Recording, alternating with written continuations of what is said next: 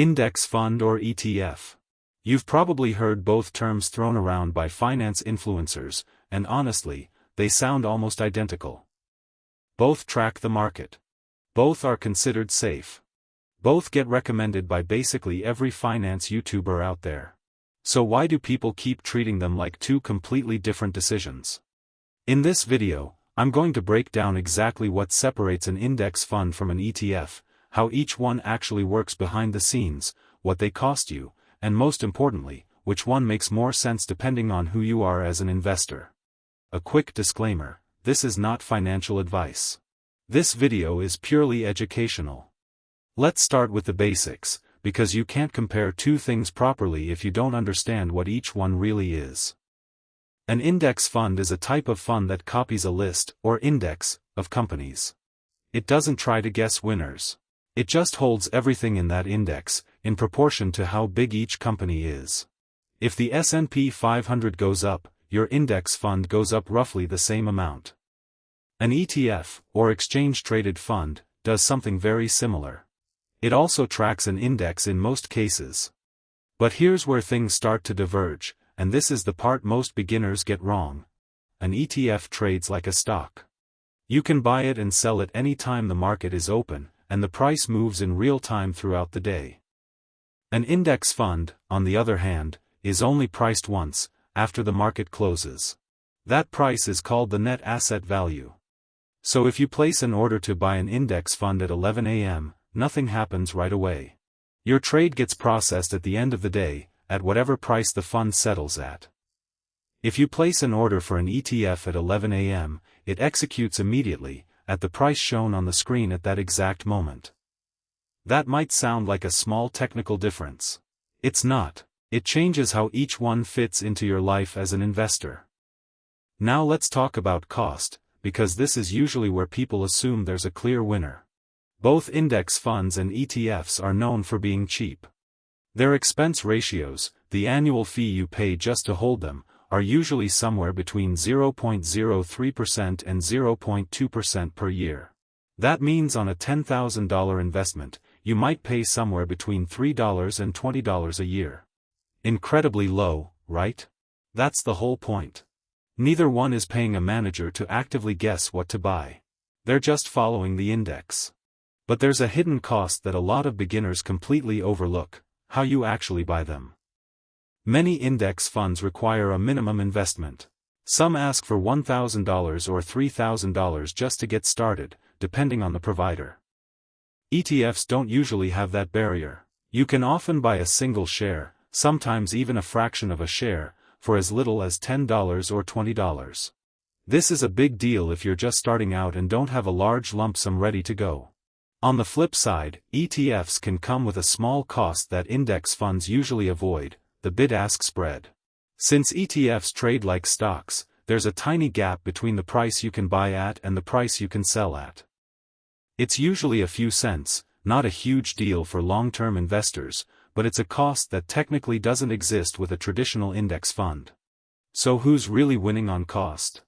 It depends on how much money you're starting with and how often you plan to trade.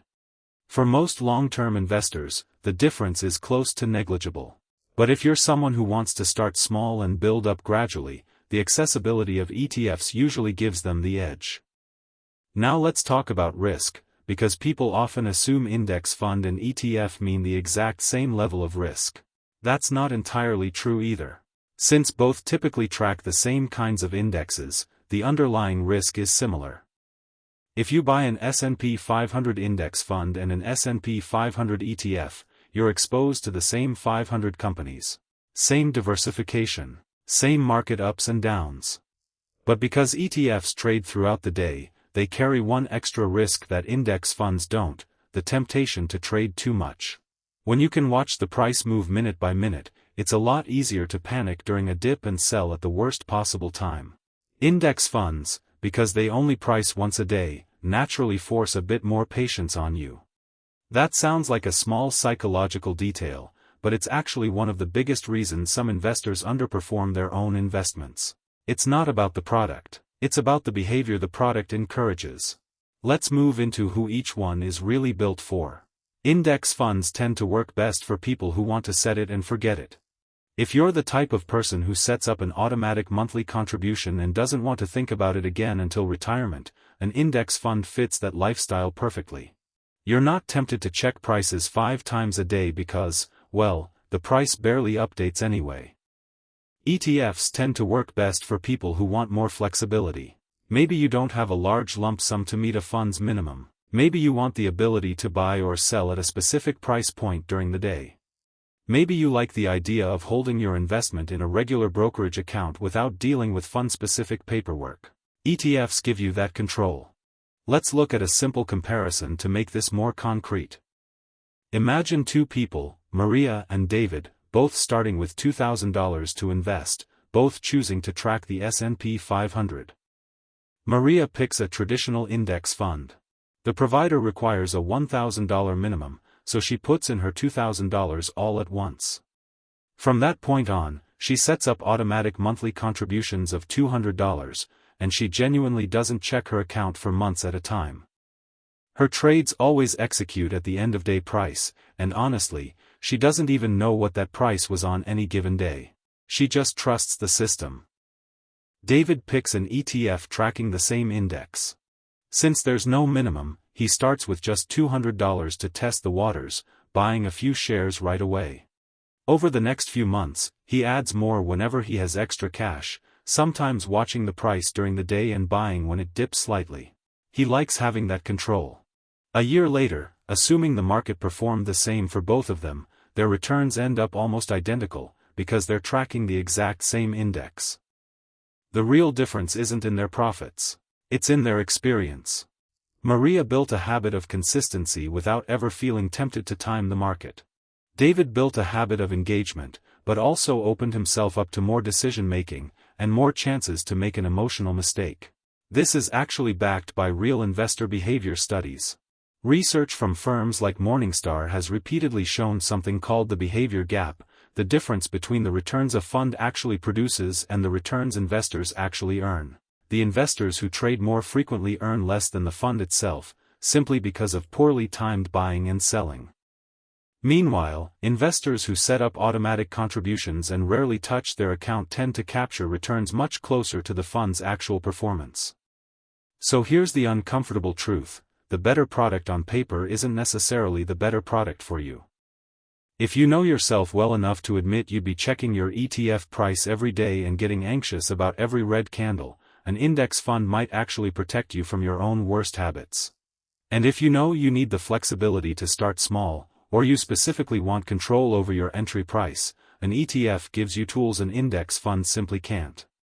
Let's bring this back to a practical conclusion, because that's really what matters here.